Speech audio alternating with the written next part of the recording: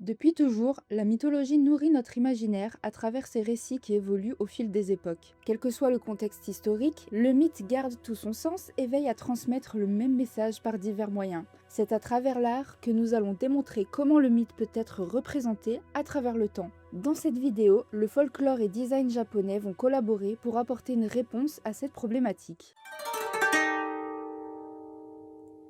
C'est au cours de la période Muromachi que l'empereur Konoe et son père, l'empereur retiré Toba, tombèrent sous le charme d'une femme à la beauté saisissante. Une silhouette gracieuse, une peau claire comme la lune, de longs cheveux soyeux, des yeux en amande et un regard perçant. Cette femme, c'était Tamamo no Mae. Grâce à son intelligence et son charme hors du commun, elle devint rapidement la favorite de l'empereur Konoe, éperdument amoureux d'elle. Mais peu après, l'empereur et son père furent frappés d'un mal mystérieux.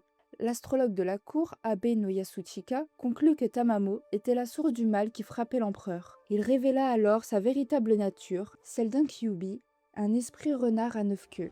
Sur ordre de l'empereur, elle perdit tous ses privilèges et tenta de s'enfuir. Poursuivie par les archers Miura no Suke et Kazusa no Suke, elle se réfugia dans les plaines de Nasu, où après avoir imploré sa vie, elle fut abattue par leurs flèches. Son corps se transforma alors en Seishoseki, une pierre mortelle capable de tuer quiconque ose la toucher.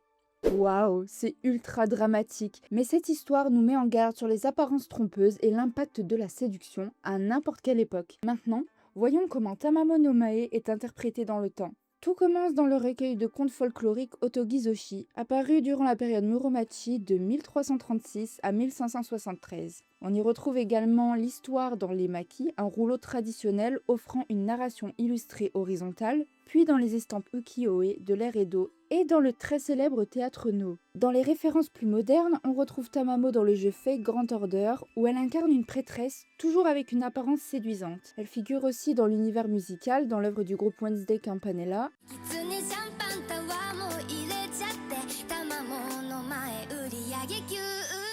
Enfin, elle fait son apparition dans l'anime Blue Exorcist sous le nom de Tamamo Kamiki, grande prêtresse du temple d'Inari, chargée de maintenir scellé l'esprit du démon Kyubi à travers la danse. Après une déception amoureuse, son cœur se corrompt et elle est envahie par le démon, qui finit par la posséder et la pousse à tuer l'homme qu'elle aimait. C'est intéressant parce que là, on a un parallèle entre le côté humain et sentimental et le côté surnaturel, tout en restant dans l'univers de l'amour, de la séduction et du mensonge. Vous voyez ?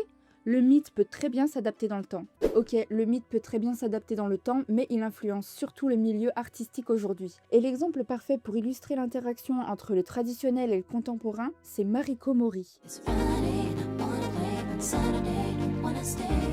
Née à Tokyo en 1967, Mariko Mori a commencé sa carrière dans les années 80 en tant que mannequin. Elle fait ses études au Bunka Fashion College de Tokyo, à Chelsea College of Art and Design à Londres et enfin au Whitney Museum Independent Study Program de New York. Un beau programme qui lui a permis de faire ses débuts en tant qu'artiste dans les années 90, en se spécialisant dans le photomontage, les installations immersives et la performance. Elle définit son style en proposant des œuvres qui allient à la fois science-fiction et culture japonaise. Elle est définie comme prêtresse futuriste, vous voyez ce mot revient souvent. À travers ses œuvres, elle questionne le lien entre l'humain, la technologie et la spiritualité. Par exemple, avec son autoportrait Play With Me de 1994, un titre assez évocateur, Mori se représente comme une poupée immobile dans un décor en mouvement. À travers cette œuvre, elle interroge la condition féminine dans la société et la place de la femme dans ce contexte. Elle explore également l'interaction entre l'homme et l'invisible avec son installation immersive Wave UFO de 2003 en invitant les spectateurs à une expérience sensorielle. Elle considère la création artistique comme un moyen thérapeutique permettant d'exprimer sa propre énergie et d'instaurer une atmosphère de calme et de sérénité. Ce qui rend le lien intéressant avec la figure mythologique choisie, c'est que Mariko Mori explore une métamorphose entre l'humain et la technologie, alors que Tamamo incarne une transformation du yokai vers l'apparence humaine. Et c'est en inspirant de ces deux figures que j'ai pu représenter Tamamo comme une statue brisée, transpercée de flèches au cœur d'un Tokyo moderne. Un contraste entre l'agitation du présent et la mémoire figée d'un passé mythique.